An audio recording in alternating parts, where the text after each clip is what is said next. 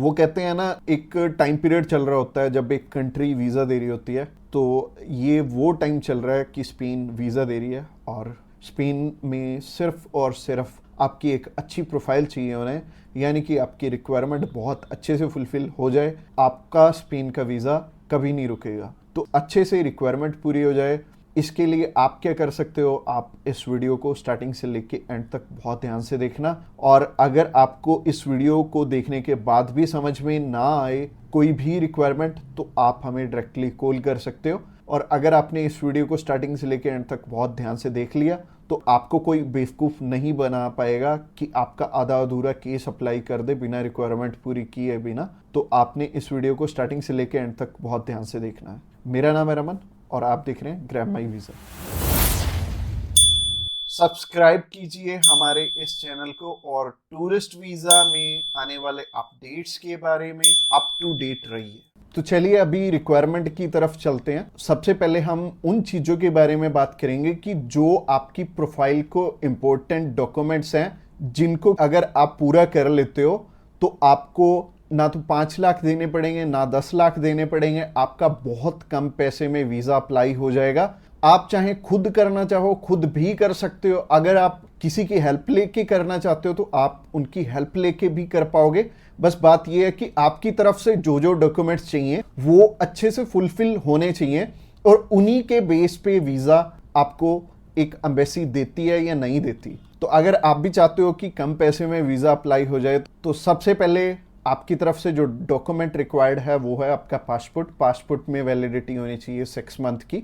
और इसके बाद आपको ITRs चाहिए होंगे पिछले 2 साल के, और पिछले 3 मंथ की बैंक स्टेटमेंट चाहिए होगी। इसके अलावा आपको कुछ एक चीज़ें और रिक्वायर्ड होंगी जो कि आपके ऑक्यूपेशन से रिलेटेड होंगी, जैसे कि आप अगर बिजनेस करते हैं तो आपका कवर लेटर हेड पे आएगा, और आपको अपने बिजनेस का प्रूफ देना पड़ेगा। अगर आपका करंट अकाउंट है तो आपको अपना करंट अकाउंट साथ में अटैच करना पड़ेगा। अगर आप बिजनेस नहीं जॉब करते हैं तो जॉब में क्या है कि अपनी एम्प्लॉयर की साइड से आपको एक NOC चाहिए होगी, और इसके अलावा आपको अपने एम्प्लॉयर की तरफ से जो आपको सैलरी स्लिप्स मिलती हैं वो आपको चाहिए होंगी। यानी कि अगर आप जॉब कर रहे हो तो आपको 2 चीज़ों की रिक्वायरमेंट है। पहली है सैलरी स्लिप्स, और दूसरी जो चीज़ है वो है NOC। और NOC में क्या चीज़ मेंशन करनी है, आप ये छुट्टियों के लिए यूरोप में घूमने के लिए इंटरेस्टेड हैं, और यूरोप में आप जा रहे हैं और इतनी डेट से इतनी डेट तक आपकी कंपनी को कोई प्रॉब्लम नहीं है, वो आपको छुट्टी दे सकती है, और इतनी तारीख से आप रीज्वाइन कर रहे हैं। तो इससे क्या होगा कि आपका टाइज स्ट्रांग हो जाएगा। जब भी हम बात करें अपने बिजनेस, अगर किसी का यहाँ पे स्ट्रांग है, या फिर अगर मान लो जॉब अच्छी आप कर रहे हो, अच्छी सैलरी मिल रही है, तो आपका बहुत इजीली वीज़ा लग जाता है, जो कि टूरिस्ट वीज़ा में आपको भी पता है कि पैसे बहुत कम खर्चा आता है। और मेनली ये ही डॉक्यूमेंट्स हैं जो कि मच इम्पोर्टेंट हैं।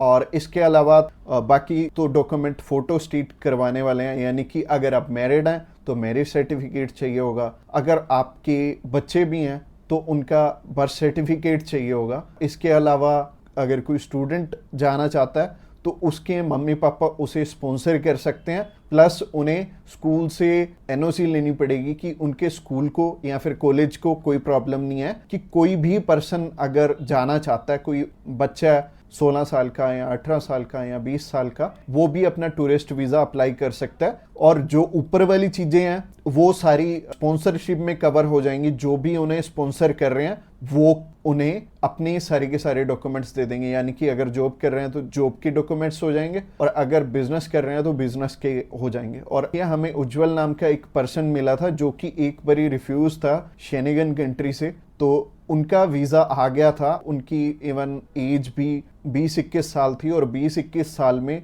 बहुत कम चांसेस होते हैं वीज़ा के।